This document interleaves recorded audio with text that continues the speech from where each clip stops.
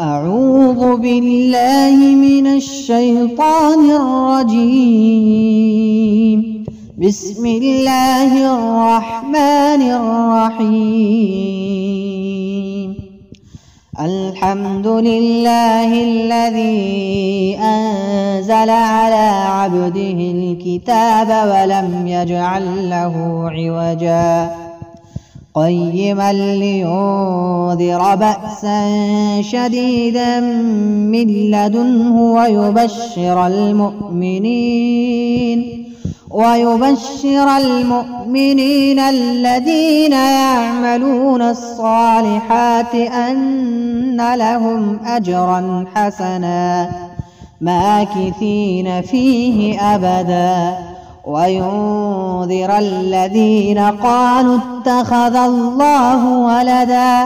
ما لهم به من علم ولا لآبائهم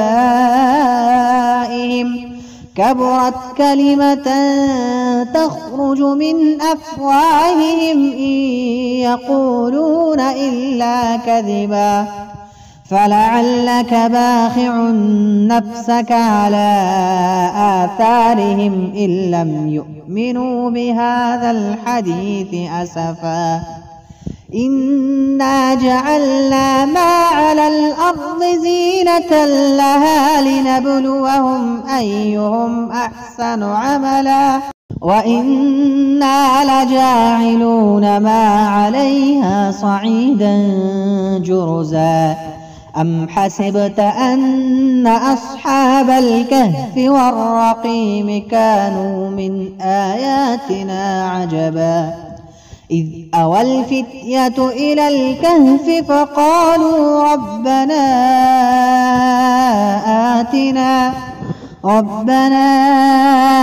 آتنا من لدنك رحمة وهيئ لنا من أمرنا رشدا فضربنا على آذانهم في الكهف سنين عددا ثم بعثناهم لنعلم أي الحزبين أحصى لما لبثوا أمدا نحن نقص عليك نبأهم بالحق إنهم فتية آمنوا بربهم وزدناهم هدى وربطنا على قلوبهم إذ قاموا فقالوا ربنا رب السماوات والأرض لن ندعو من دونه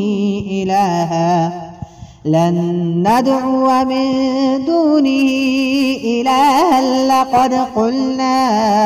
إذا شططا هؤلاء قومنا اتخذوا من دونه آلهة لولا يأتون عليهم بسلطان بين فمن أظلم ممن افترى على الله كذبا وإذ اعتزلتموهم وما يعبدون إلا الله فأووا إلى الكهف ينشر لكم ربكم من رحمته ويهيئ لكم من أمركم مرفقا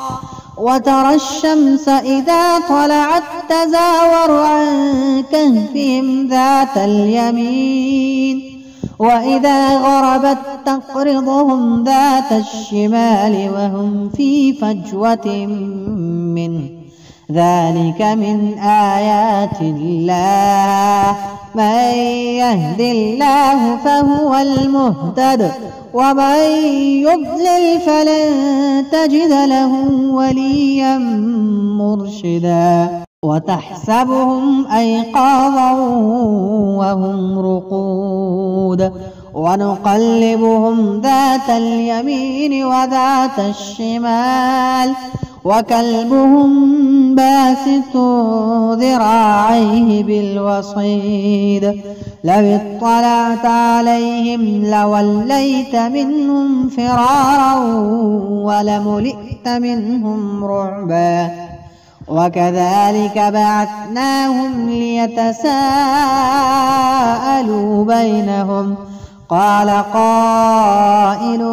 منهم كم لبثتم قالوا لبثنا يوما أو بعض يوم قالوا ربكم أعلم بما لبثتم فابعثوا أحدكم بورقكم هذه إلى المدينة فلينظر أيها أزكى طعاما فليأتكم برزق منه وليتلطف ولا يشعرن بكم أحدا إنهم إن يظهروا عليكم يرجموكم أو يعيدوكم في ملتهم ولن تفلحوا إذا أبدا وكذلك أعثرنا عليهم ليعلموا أن وعد الله حق وأن الساعة لا ريب فيها إذ يتنازعون بينهم أمرهم فقالوا ابنوا عليهم بنيانا ربهم أعلم بهم قال الذين غلبوا على أمرهم لنتخذن عليهم مسجدا سيقولون ثلاثة رابعهم كلبهم ويقولون خمسة سادسهم كلبهم رجما بالغيب ويقولون سبعة وثامنهم كلبهم قل ربي أعلم بعدتهم ما يعلمهم إلا قليل فلا تمار فيهم إلا مراء ظاهرا ولا تستفت فيهم منهم أحدا ولا تقولن لشيء إني فاعل ذلك غدا إلا أن يشاء الله واذكر ربك إذا نسيت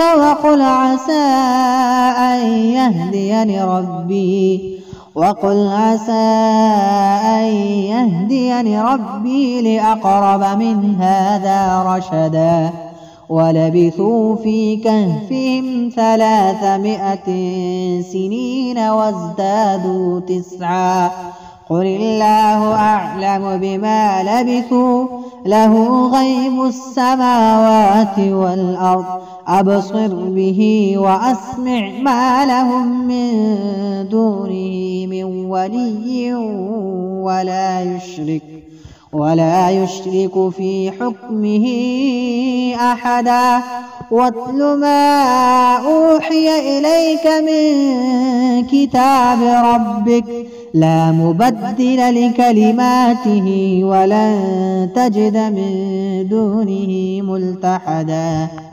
واصبر نفسك مع الذين يدعون ربهم بالغداة والعشي يريدون وجهه ولا تعد عيناك عنهم تريد زينة الحياة الدنيا ولا تطع من أغفلنا قلبه عن ذكرنا واتبع هواه وكان أمره فرطا وقل الحق من ربكم فمن شاء فليؤمن ومن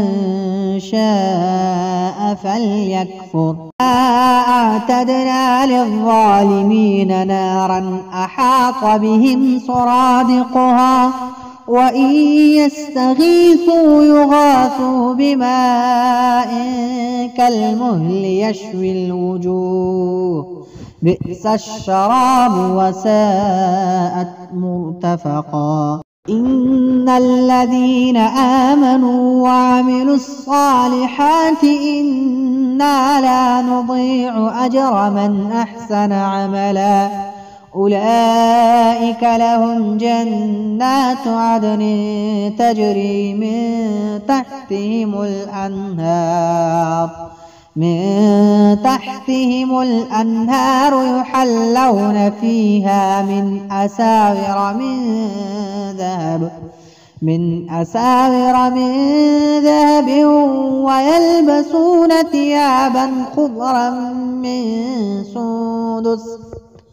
ويلبسون ثيابا خضرا من سندس واستبرق متكئين فيها على الأرائك نعم الثواب وحسنت مرتفقا. واضرب لهم مثل الرجلين جعلنا لأحدهما جنتين من أعناب وحففناهما بنخل وجعلنا بينهما زرعا كلتا الجنتين آتت أكلها ولم تظلم منه شيئا وفجرنا خلالهما نهرا وكان له ثمر فقال لصاحبه وهو يحاوره أنا أكثر منك مالا وأعز نفرا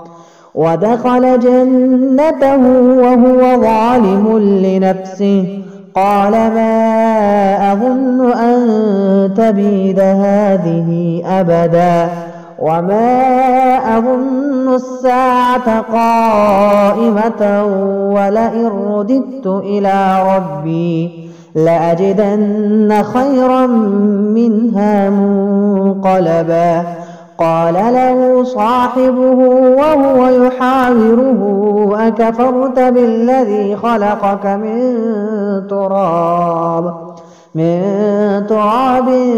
ثم من نطفة ثم سواك رجلا لكن هو الله ربي ولا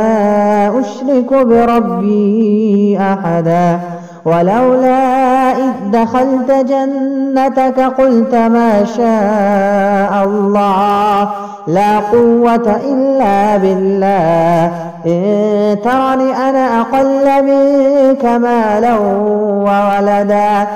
فعسى ربي أن يؤتيني خيرا من جنتك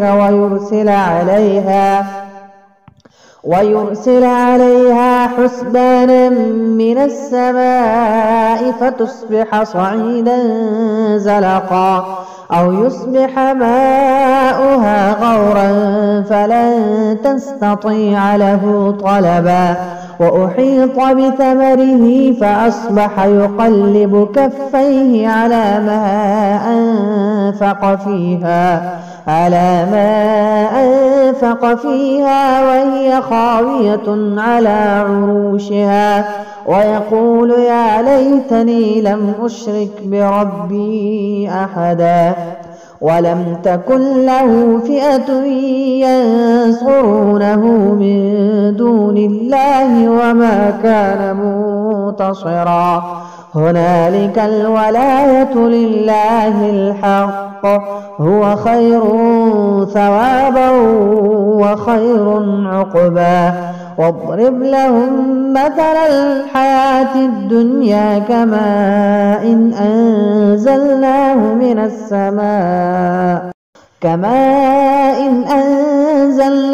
من السماء فاختلط به نبات الأرض فأصبح هشيما تذروه الرياح وكان الله على كل شيء مقتدرا. المال والبنون زينة الحياة الدنيا والباقيات الصالحات خير عند ربك ثوابا وخير أملا. ويوم نسير الجبال وترى الأرض بارزة وحشرناهم فلم نغادر منهم أحدا وعرضوا على ربك صفا لقد جئتمونا كما خلقناكم أول مرة بل زعمتم أن لن نجعل لكم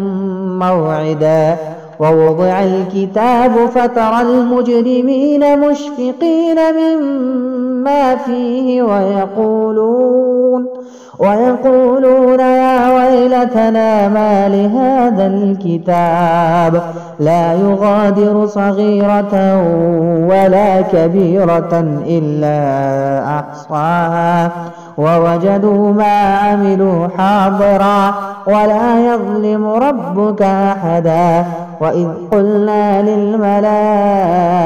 اسجدوا لآدم فسجدوا إلا إبليس كان من الجن ففسق عن أمر ربه أفتتخذونه وذريته أولياء من دوني وهم لكم عدو بئس للظالمين بدلا ما أشهدتهم خلق السماوات والأرض ولا خلق أنفسهم وما كنت متخذ المضلين عضدا ويوم يقول نادوا شركائي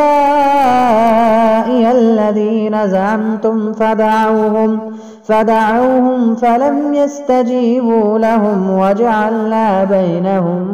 موبقا ورأى المجرمون النار فظنوا أنهم مواقعوها ولم يجدوا عنها مصرفا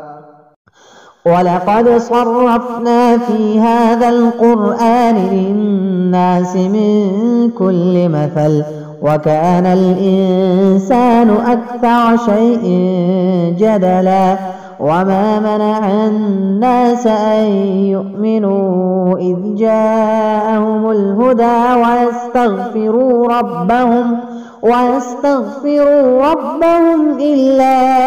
أن تأتيهم سنة الأولين أو يأتيهم العذاب قبلا وما نرسل المرسلين إلا مبشرين ومنذرين ويجادل الذين كفروا بالباطل ليدحضوا به الحق واتخذوا آياتي وما أنذروا هزوا ومن أظلم ممن ذكر بآيات ربه فأعرض عنها ونسي ما قدمت يداه إنا جعلنا على قلوبهم أكنة أن يفقهوه وفي آذانهم وقرا وإن تدعهم إلى الهدى فلن يهتدوا إذا أبدا وربك الغفور ذو الرحمة لو يؤاخذهم بما كسبوا لعجل لهم العذاب بل لهم موعد لن يجدوا من دونه موئلا وتلك القرى أهلكناهم لما ظلموا وجعلنا لمهلكهم موعدا وإذ قال موسى لفتاه لا أبرح حتى أبلغ مجمع البحرين أو أمضي حقبا فلما بلغا مجمع بينهما نسيا حوتهما فاتخذ سبيله في البحر سربا فلما جاوزا قال لفتاه آتنا غداءنا لقد لقينا من سفرنا هذا نصبا قال أرأيت إذ أوينا إلى الصخرة فإني نسيت الحوت وما أنسانيه إلا الشيطان أن أذكره واتخذ سبيله في البحر عجبا قال ذلك ما كنا نبغي فارتدا على آثارهما قصصا فوجدا عبدا من عبادنا آتيناه رحمة من عندنا وعلمناه من لدنا علما قال له موسى هل أتبعك على أن تعلمني مما علمت رشدا قال إنك لن تستطيع معي صبرا وكيف تصبر على ما لم تحط به خبرا قال ستجدني إن شاء الله صابرا ولا أعصي لك أمرا قال فإن اتبعتني فلا تسألني عن شيء حتى أحدث لك منه ذكرا فانطلقا حتى إذا ركبا في السفينة خرقها قال أخرقتها لتغرق أهلها لقد جئت شيئا إمرا قال ألم أقل إنك لن تستطيع معي صبرا قال لا تؤاخذني بما نسيت ولا ترهقني من أمري عسرا فانطلقا حتى إذا لقيا غلاما فقتله قال أقتلت نفسا زكية بغير نفس لقد جئت شيئا نكرا قال ألم أقل لك إنك لن تستطيع معي صبرا قال إن سألتك عن شيء بعدها فلا تصاحبني قد بلغت من لدني عذرا فانطلقا حتى إذا أتيا أهل قرية استطعما أهلها فأبوا أن يضيفوهما فوجدا فيها جدارا يريد أن ينقض فأقامه قال لو شئت لاتخذت عليه أجرا قال هذا فراق بيني وبينك سأنبئك بتأويل ما لم تستطع عليه صبرا أما السفينة فكانت لمساكين يعملون في البحر فأردت أن أعيبها وكان وراءهم ملك يأخذ كل سفينة غصبا وأما الغلام فكان أبواه مؤمنين فخشينا أن يرهقهما طغيانا وكفرا فأردنا أن يبدلهما ربهما خيرا منه زكاة وأقرب رحما وأما الجدار فكان لغلامين يتيمين في المدينة وكان تحته كنز لهما وكان أبوهما صالحا فأراد ربك أن يبلغا أشدهما ويستخرجا كنزهما رحمة من ربك وما فعلته عن أمري ذلك تأويل ما لم تسطع عليه صبرا ويسألونك عن ذي القرنين قل سأتلو عليكم منه ذكرا إنا مكنا له في الأرض وآتيناه من كل شيء سببا فأتبع سببا حتى إذا بلغ مغرب الشمس وجدها تغرب في عين حمئة ووجد عندها قوما قلنا يا ذا القرنين إما أن تعذب وإما أن تتخذ فيهم حسنا قال أما من ظلم فسوف نعذبه ثم يرد إلى ربه فيعذبه عذابا نكرا وأما من آمن وعمل صالحا فله جزاء الحسنى وسنقول له من أمرنا يسرا ثم أتبع سببا حتى إذا بلغ مطلع الشمس وجدها تطلع على قوم لم نجعل لهم من دونها سترا كذلك وقد أحطنا بما لديه خبرا ثم أتبع سببا حتى إذا بلغ بين السدين وجد من دونهما قوما لا يكادون يفقهون قولا قالوا يا ذا القرنين إن يأجوج ومأجوج مفسدون في الأرض فهل نجعل لك خرجا على أن تجعل بيننا وبينهم سدا قال ما مكني فيه ربي خير فأعينوني بقوة أجعل بينكم وبينهم ردما آتوني زبر الحديد حتى إذا ساوى بين الصدفين قال انفخوا حتى إذا جعله نارا قال آتوني أفرغ عليه قطرا فما استطاعوا أن يظهروه وما استطاعوا له نقبا قال هذا رحمة من ربي فإذا جاء وعد ربي جعله دكاء وكان وعد ربي حقا وتركنا بعضهم يومئذ يموج في بعض ونفخ في الصور فجمعناهم جمعا